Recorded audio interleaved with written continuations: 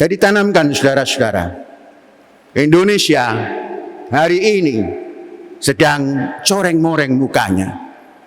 Integritasnya defisit, moralnya defisit. Maka sekelompok kecil inilah yang harus menata ulang. Inilah fi'ah qalilah.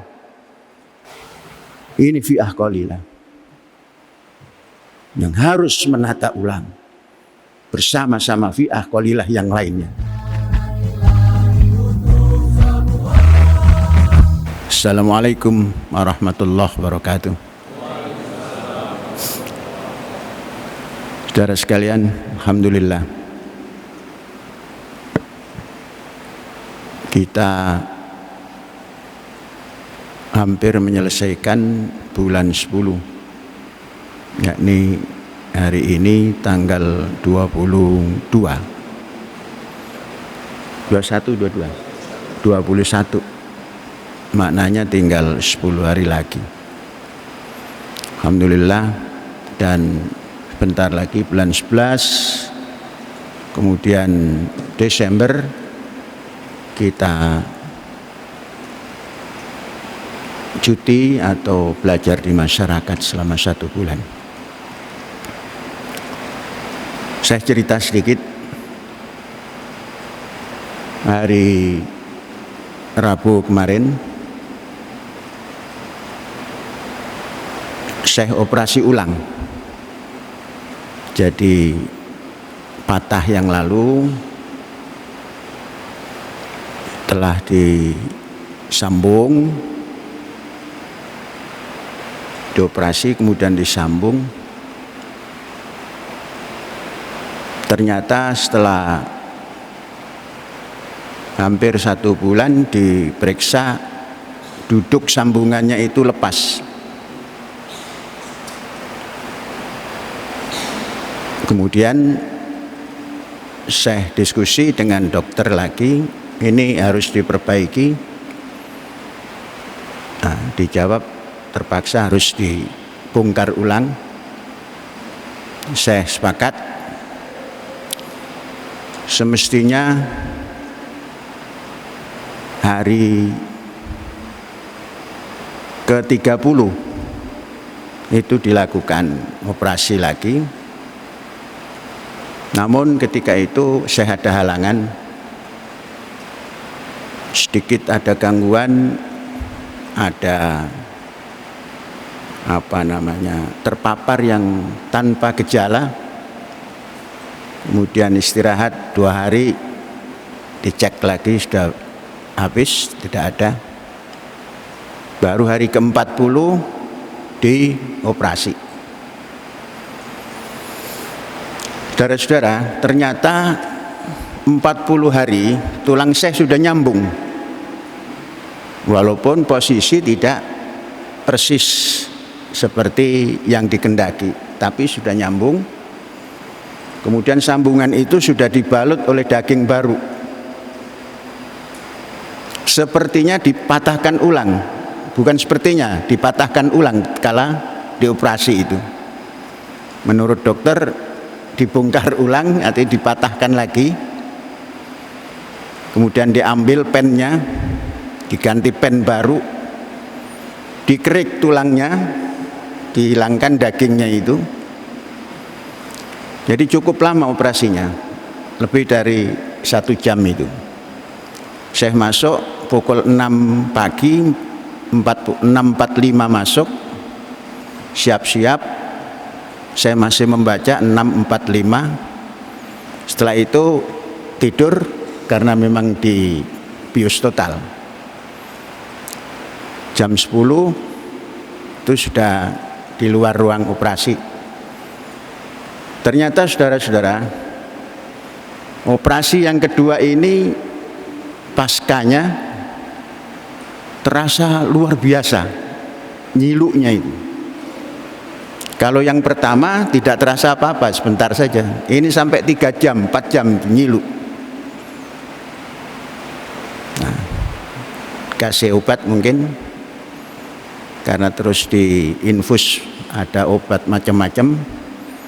Pukul 3 sudah terasa agak baik dan dokter datang meriksa, sudah baik. Kemudian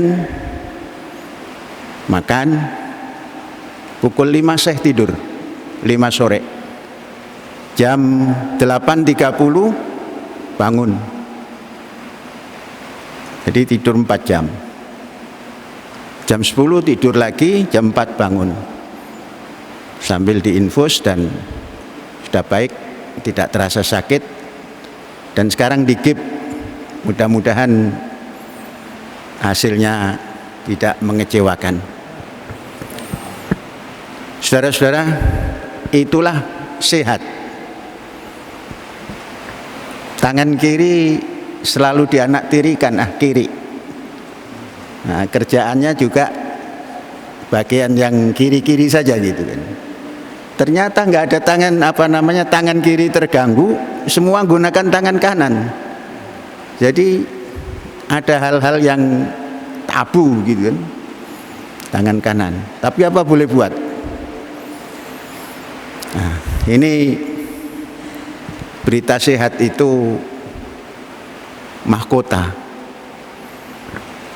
Diganggu sedikit tangan kiri sudah untuk sujud, untuk rukuk, bangun dari rukuk sudah berat. Mengapa? Karena badan terlalu berat. Mungkin nanti kalau beratnya 80 sudah bisa rukuk, sujud tangan sebelah. Selama di hospital, hari Selasa saya masuk jam 10.30 dites PCR, hidung, tenggorokan, dan antigen sudah dari Ma'had, sudah boleh masuk kamar. Jam 7 malam sudah dikasih berita bahwa pagi besok jam 7 operasi. Maknanya sudah bebas daripada segala macam yang dihindari. Alhamdulillah baik dan selesai. Ini cerita. Kemudian saudara-saudara, selanjutnya dalam zikir Jumat ini tahun 22 Indonesia mengalami hal yang tercoreng mukanya dari kejadian-kejadian yang tingkat tinggi. Korupsi sudah itu panglimanya, korupsi. Kemudian kejadian pembunuhan oleh jenderal kepada ajudannya. Kemudian ada pembunuhan di lapangan olahraga di Malang. Saya katakan pembunuhan karena lapangan olahraga itu laksana bubu. Orang di dalam tidak bisa keluar, disemprot gas air mata yang beracun, ratusan orang sia-sia. Dan orang itu adalah penduduk kita, warga negara kita, yang bunuh petugas negara. Saya bukan mengatakan yang tidak membunuh, yang membunuh, karena memang dalam tempat yang terbatas kemudian disemprotkan gas air mata yang sudah kadaluarsa, pasti banyak yang meninggal. Tidak terhitung yang meninggal, sangat banyak. Karena satu orang saja yang dibunuh itu sudah luar biasa. Ini ratusan. Pembunuhan, korupsi, pembunuhan. Yang satu pembunuhan dengan senjata, yang satu dengan senjata juga, gas air mata. Bisa dibayangkan. Tidak lama dari itu Yang bertanggung jawab di Jawa Timur dipecat, diganti baru, tahu-tahu tokoh narkoba. Saudara-saudara, ini potret Indonesia tahun 22. Jadi sudah, apa istilahnya itu? Defisit integritas. Defisit integritas kebangsaan. Defisit moral. Moral bangsa sudah defisit. Koruptor tingkat tinggi. Pembunuhan tingkat tinggi. Yang melakukan tingkat tinggi. Narkoba, pengguna dan penjual tingkat tinggi yang mestinya mengamankan negara. Defisit segala-galanya. Integritas defisit, moral defisit, rasa kebangsaan pun defisit, hilang. Ini tanggung jawab kita untuk menambal semua ini, kalaulah tidak merubah semua itu. Bangsa ini sudah lupa jati dirinya, hati nuraninya sudah lupa, sudah tidak ada. Hati nurani bangsa itu 5: ketuhanan yang Maha Esa. Orang kalau ingat pada Tuhan yang Maha Esa, dia tidak akan korupsi, karena Tuhan memata-matai, menjaga, mengawasi. Tapi dia lupakan Tuhan, hati nuraninya hilang. Hati nurani Indonesia adalah satu, ketuhanan yang Maha Esa. Membunuh, yang punya hak untuk mengambil nyawa hanya sang pemberi nyawa. Tidak ingat, membunuhlah dia. Setelah membunuh, ingin bebas daripada tanggung jawab. Hilang hati nuraninya, yakni ketuhanan dan kemanusiaan. Kemudian saudara-saudara, terjadi lagi pembunuhan lagi yang begitu merata, ratusan orang dibunuh oleh petugas negara. Hilang, persatuan hilang, kerakyatan hilang. Jadi hati nurani Indonesia itu ketuhanan yang Maha Esa, kemanusiaan yang adil beradab, persatuan Indonesia, kerakyatan yang dipimpin oleh hikmat bijaksanaan, dan keadilan sosial. Itu hati nurani, dan itu lepas daripada pimpinan-pimpinan yang mestinya menjadi teladan warga negaranya.